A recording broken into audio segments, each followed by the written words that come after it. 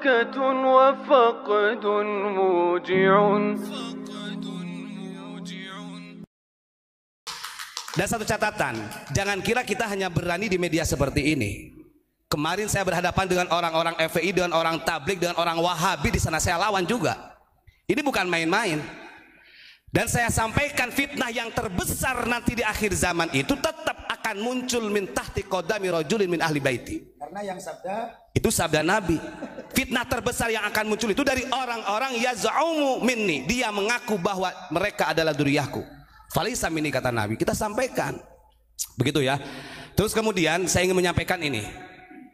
Berkaitan dengan masalah hubbul Arab. Ini ada salah satu hadis yang perlu saya pahamkan karena biar gak terlalu kepanjangan. Kenapa ada kalimat hubbul Arabi minal iman? Mencintai Arab ini bagian daripada iman. Wa ba'duhum nifaq. Sementara membenci Arab ini menjadi kemunafikan. Hadis ini jangan dipotong seperti itu. Di dalam sarahnya hadis ada kalimat begini, secara marfu. Arti daripada hadis tersebut adalah malam ya'rif haqqa itrati wal ansori fahuwa li ahadin thalathun, imam munafiqin wa imali zaniyatin wa imali ghairi tahurin. Yang dimaksud dengan mencintai Arab di sini adalah di mana kita sebagai umat muslim mengetahui hak-haknya kita terhadap dzurriyyah Nabi, ahlul bait, itrati di situ. Sekarang saya tanya, yang merasa dirinya sebagai ahlul bait, apakah kurang orang Indonesia menghargai mereka? Apakah kurang bangsa Indonesia memuliakan mereka para habaib? Tidak kurang-kurang. Sampai orang NU ini mempertahankan, padahal itu dulu mau dideportasi dulu. Sampai dipertahankan, walaupun kita tidak tahu bahwa dia itu intisab atau tidaknya kepada baginda Rasulullah. Kemudian wal ansori, dan kita sebagai umat Islam ini harus mengetahui hak-haknya kita kepada orang-orang pembela agama Allah. Berarti bukan hanya keluarga Nabi, itrati wal ansori. Sekarang saya tanya, ketika mereka kita muliakan, ketika para habaib Ba'alawi kita muliakan, kita takzim, bagaimana timbal baliknya mereka kepada ulama kita? Apakah cukup dengan mengatakan mereka ulama-ulama kita itu seperti anjing? Ini kan tidak ada kestabilan. Karena kalimat di sini wa itrati wal ansori bukan hanya dimiliki untuk dzurriyyah Nabi saja yang harus dimuliakan. Semua manusia dimuliakan, lebih-lebih orang-orang yang berjuang di jalan Allah. Para ulama. Nah, ini yang perlu saya sampaikan ya. Karena nantinya begini, wah kalau ini kita bahas para habaib, itu kan orang Arab, gitu kan? Maka kalau kita seakan-akan membenci, kita dikatakan orang munafik. Justru ketika mereka orang Arab, kalau mereka sendiri pun juga membenci ulama kita, munafik. Double itu. Kenapa saya katakan? Dalam kalimatnya begini, wa ma'na fil ansor. Mereka itu makanya nggak pernah belajar matan hadis yang benar. Fahuwa li ahadin talatun, imam munafiqin wa imali zaniyatin wa imali ghairi tahurin. Kalau seorang habib juga membenci kepada ulama-ulama yang selain habaib, menghinakan, sama posisinya, sama seperti kita membenci mereka. Bisa jadi dia orang munafik, dia juga berdosa seperti orang yang zaniyah, bahkan ghairu tahur, najis hukumnya. Sama. Jadi jangan sampai ini dibalik fakta karena mereka merasa dzurriyyah Rasul, kita orang Nusantara yang diserang, wah pembenci Habib.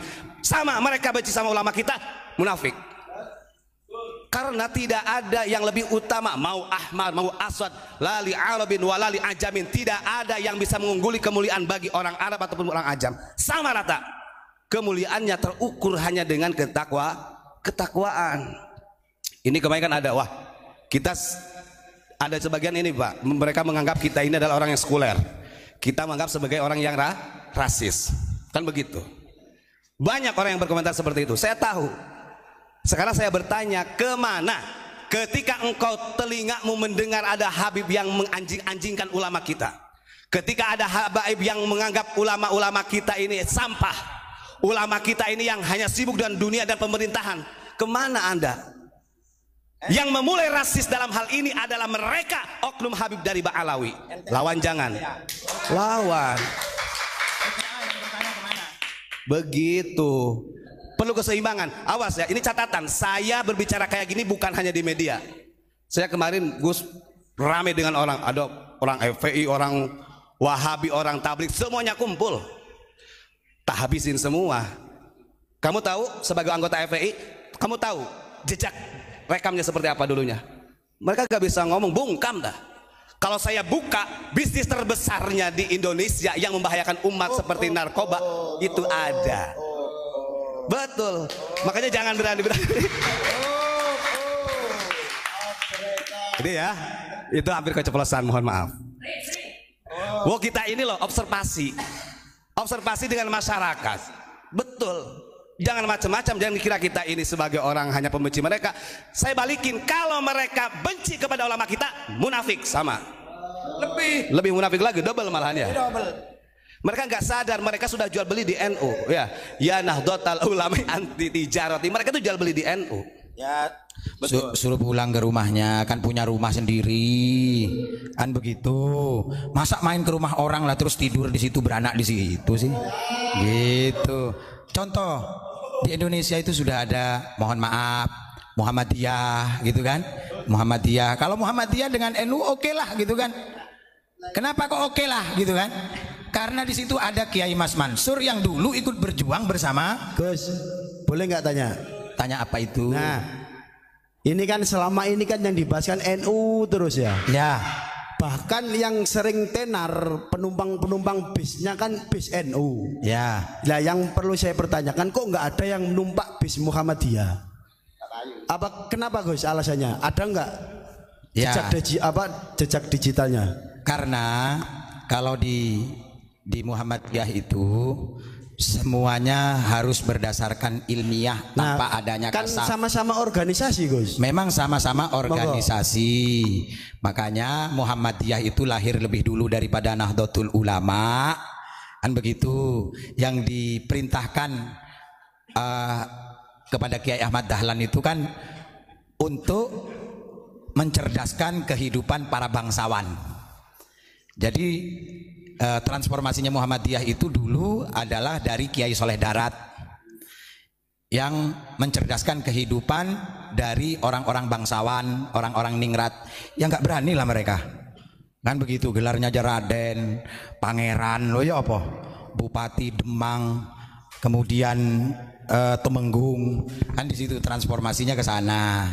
Tapi jangan lupa juga bahwasanya Mbah Ahmad Dahlan juga minta bantuan kepada keluarga dari Ampel. Untuk apa? Untuk ngewangi, untuk membantu beliau dalam mensiarkan Muhammadiyah ini. Maka diutuslah oleh keluarga itu, keluarga Sagipodin itu diantaranya ada Kiai Mas Mansur. Jangan katakan Kiai Mas Mansur itu Wahabi.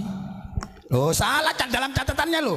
Dibilang itu ada yang menulis bahwasanya Kiai Mas Mansur dikeluarkan dari Nahdlatul Ulama karena terkontaminasi dengan ajarannya Syekh Muhammad Abduh. Salah itu. Itu loh, cucunya masih ada. Sekarang madrasahnya aja masih ada kok. Kiai Mas Mansur itu masih ada. Tanah-tanahnya itu masih ada semuanya. Fakta sejarahnya masih ada. Jadi seperti itu. Nah, kenapa saya pertanyakan Gus? Karena kemarin itu ada yang komentar, dari dulu mulai terciptanya Muhammadiyah, pendiri-pendiri kami itu tidak pernah mau dimasuki oleh bangsa-bangsa Yaman. Lebih-lebih sekarang yang terkenal Ba'alawi. Gitu ada yang komentar itu. Karena saya sendiri itu adalah Muhammadiyah, kata dia itu. Ya. Itu ada itu. Itu jawaban ilmiah lo ya. Jawaban ilmiah, tidak mungkin ada asap kalau tidak ada api. Lah ini kan sebetulnya mengkanter juga dengan pernyataan kemarin Kang Mas itu yang menyatakan bahwasanya kiai itu dari dulu baik-baik saja hubungannya dengan para beliau-beliau itu, gitu kan. Sejarahnya membuktikan bagaimana SDI didirikan, bertransformasi menjadi SI, kemudian gak nyaman ini Mbah Hasan Gipo mendirikan SDA. Berarti kan ada ketidakcocokan. Ketika ada di SI dan SDI ada ketidakcocokan di situ untuk membackup supaya pergerakan perjuangan ulama-ulama pribumi itu pada saat itu yang berada di Surabaya, maka bertransformasi lagi bahasan Kipo beserta saudara-saudaranya seperti Ki Ahmad Dahlan Akhyat. Itu kan jarang sekali dikupas toh. Kan begitu, bahkan hampir dilupakan. Makanya saya titip, saya mohon kepada Mbah Yai yang menjadi ketua PBNU, monggo mbah-mbah itu diusulkan kepada presiden, diusulkan kepada DPR, diusulkan kepada menteri sosial untuk diangkat menjadi pahlawan. Jangan satu-satu, semuanya. Beliau-beliau itu berjasa. Nah, sekarang kalau di NU kenapa para habaib itu diterima? Orang Nahdlatul Ulama itu, kiai-kiai Nahdlatul Ulama ini, mohon maaf, itu setelah pasca kemerdekaan itu faham dengan isinya Pancasila, Bhinneka Tunggal Ika itu seperti apa.